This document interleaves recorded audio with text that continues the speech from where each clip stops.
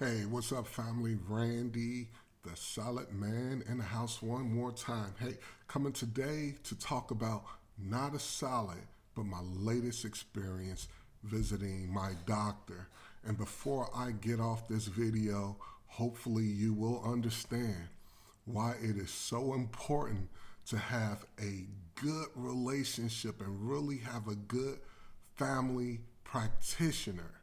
Because if you do not, you could end up experiencing something like I just did. So I ended up going to my doctor after getting new insurance. So this is a new place. I won't mention their name right now, but a new place with new insurance. All right. Very excited about it. I always wanted to be with them. I was with them like years and years ago, maybe 10 years. So I'm excited about going to the doctor. Now, this is actually the third visit to the doctor after a follow up. I visited once, then I had the sinus thing going on. So that was a side visit. Then I'm coming back for a follow up after blood work. So doctor asked me to make an appointment. After that first appointment, I made the appointment. Now I'm coming back in. So this is when things go wrong and I realize maybe I should have a different family practitioner.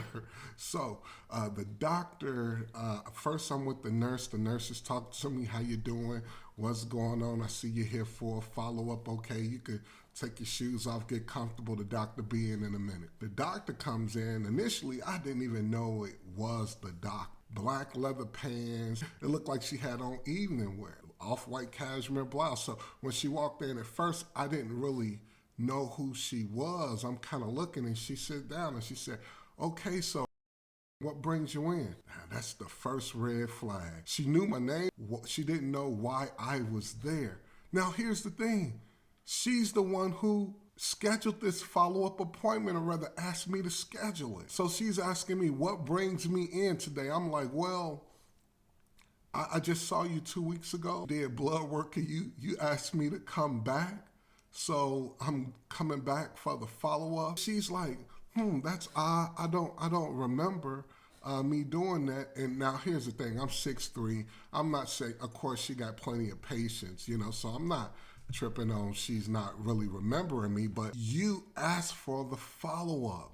And usually when I go to a doctor's appointment, most of the time they kind of take a peek in their file to kind of know what they're walking into. Like, didn't you have an idea of why you were coming in there? You had the file in your hand. But she comes in not knowing why I'm there after she asked me for a follow-up and dressed up looked like she about to go out on a night. I'm like, okay, you asked me to come in. And then, we go on to why I'm there, and I tell her, the follow-up, and also I wanted to get a recommendation for another doctor because she was just my primary for a moment. Like I was looking for one and she was the one at the time, but she moved around, so, sort of like a floater. So she couldn't remain my primary doctor for a long time anyway. So I knew that, and one of the reasons why I was following up is to get a recommendation. So I'm letting her know how I'm feeling, and then I tell her, hey, it's imperative I need to find a primary physician that's a DO. Now, if you don't know what DO means, heck, don't worry about it. I forgot what DO means myself, but what it is, they are doctors, but they are doctors that are trained in addition to, the regular background and what a doctor has to go through. They take additional training for the holistic side. So not only do they know the medical side, but they also been trained in treating things in a holistic way. And that's important to me because one of the things I got to get rid of besides being overweight is a high blood pressure. So I tell her, look, I need to find a DO because one of my biggest concerns is this. I see a doctor, her name here, Dr. Rachel Ross. She actually was one of the doctors on the TV talk show Doctors. That was a few years ago. And I happened to be watching her one day, and she was saying most people that have high blood pressure have a magnesium deficiency. And she's like, but it's important if you go out and get magnesium, make sure you get magnesium oxide. So I was like, oh, that's interesting. I've been on blood pressure medicine for like 15 years. I never heard of that. But this is a doctor saying it, so I Googled it and kind of looked at it. And yeah, it seemed like a lot of people that are magnesium deficient, they are high blood pressure people. So it's 1 and 1 equal 2. I'm trying to connect the dots. So I go get the magnesium. I take it. And on the first night, my blood pressure dropped 8 points. But I had realized that it wasn't the magnesium oxide. It was just regular magnesium. So I went and got the magnesium oxide. Took it the second night. My blood pressure dropped 16 points on the top and like 5 on the bottom.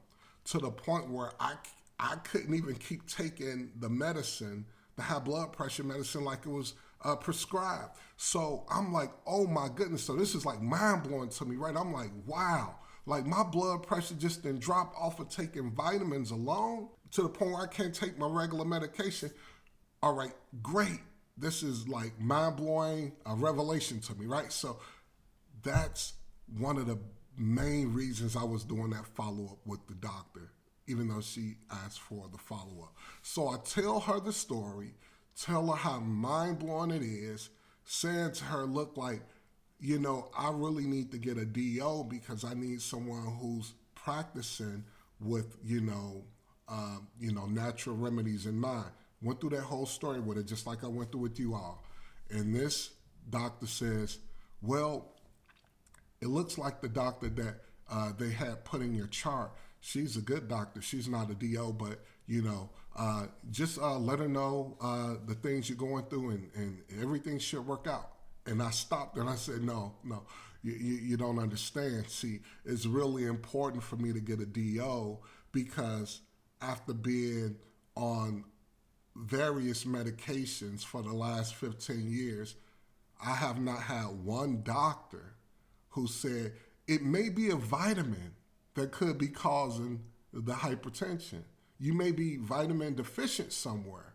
I had to get that from a doctor off of TV, though she's a real doctor, and I heard another doctor mention it. But these doctors, they do look at the holistic side of things, not just the medications. That's why I follow these doctors. And so I'm trying to let her know it's imperative. I explained it to her like 2 or 3 different ways. This is the type of doctor I'm looking for. You're one. Can you give me a recommendation? Point me in the right direction? Even with all of that, the last thing she said was, hey, so look, all right, I got you all set. You leave, you walk around here, you make a corner here, then go right here and go ahead and set the appointment for the doctor that she was telling me all along. And don't worry about it. I know she's not a DO, but she's really great at what she do. And go ahead and take that blood work and let her know you're her latest patient. And I'm sure she'll be thrilled to have you. It's like what I said to this doctor went in one ear and out the other. And half the time I was talking, and this was a quick conversation. It's not like I had her in there 30 minutes, maybe 10 minutes. Half the time I'm talking, she's trying to finish my sentences, and when she tried to finish the sentence, it would be wrong. And I would have to back up like, no, I didn't say that. What I'm saying is the vitamin. Oh yeah, the vitamin. Yeah, sometimes if you just take your vitamins, things will be good. I'm like, no, that's not what I'm saying. What I'm saying is I don't even know what vitamins to take. Apparently I'm deficient and I don't know where. I know I take vitamin D, so it's not the vitamin D, but other than the magnesium, this could be causing a host of problems. Now, if you didn't know, when the doctors usually give you those yearly tests, as far as vitamins, they're only looking at about 8 things, your level at maybe 8 things, vitamin C, D, E, just a few of them. They're not looking at a lot of other minerals you might be deprived of, like K, and definitely probably not looking at magnesium. Like I said, my doctor could just not listen. I don't know if she was in a rush to go. It's not like, even though she was dressed for evening wear, this appointment happened at like 9:30 a.m. on a Monday. So I have no idea what was going on with her. But what I can say is this: that experience really opened my eyes, because even the last doctor that I had for 5 years, rest his soul, you know, he's dead. Now, the worst part of this story is not only did my doctor come in not prepared to see me, other than knowing my name, which she's probably looked at the top of the chart, all of the things that went wrong. If she would have listened, it would have turned everything around. But this doctor was incapable of listening, okay? And so that's the big thing for me. When it comes to healthcare in the United States, and I looked this up because the whole situation really pissed me. I looked it up. United States, we're paying the most for healthcare, and we're number 11th. Number 11th. We're not even in the top 10. You got countries like Sweden, Germany, all these other countries, Australia, Canada. All of these countries are ahead of us in healthcare. We're paying the most for it. All right, so it has to start with us, or it won't be a difference. So I know I'm in here talking about my doctor's visit and how it really made me upset, but the underlying problem is I don't believe that these doctors are trained properly. Don't get me wrong. I'm not talking about trained medically. They are, but apparently my doctor had bad side manners or something like that. Or maybe, I don't know if she was Russian, but don't rush me when I'm paying $700 a month. You see what I'm saying? Don't rush me when we're talking about my health. Don't rush me when you don't even understand what's wrong and I'm trying to find out. And they'll just pass you off. It's a lot of dead people because doctors rushed them and didn't find out what the underlying issue was with the ailment. Now, am I saying all doctors are bad? No, I'm still looking for a doctor, but I'm looking for a doctor specific to my needs. And I think that's one of the things that we have to do. We have to start looking for doctors that are going to really look at us as patients, not just the number I'm walking in door one, I'm out because I got to get to door two. And that's going to take the time. I'm not trying to take 30 minutes of a doctor's time, but I'm not worried about the time, like I said, when I'm paying that type of money. What I'm worried about is us looking at me and giving me a fair health assessment so I can get better, not to just keep me medicated. So, folks, that's all I wanted to jump in here about. I said before the end of this video, you're going to find out why you need to make sure you have a good family practitioner. And I hope this video helped you with that. Because if you got a doctor that's rushing you in and out, that's not really listening to you, that does not understand your issue, you're not going to get better.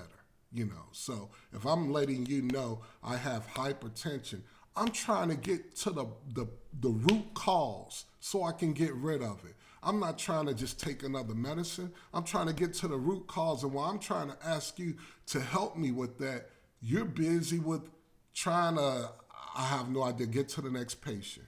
So, yeah, I made a complaint about it. I then got an email and a follow-up from it and everything like that because I wasn't going to let it go.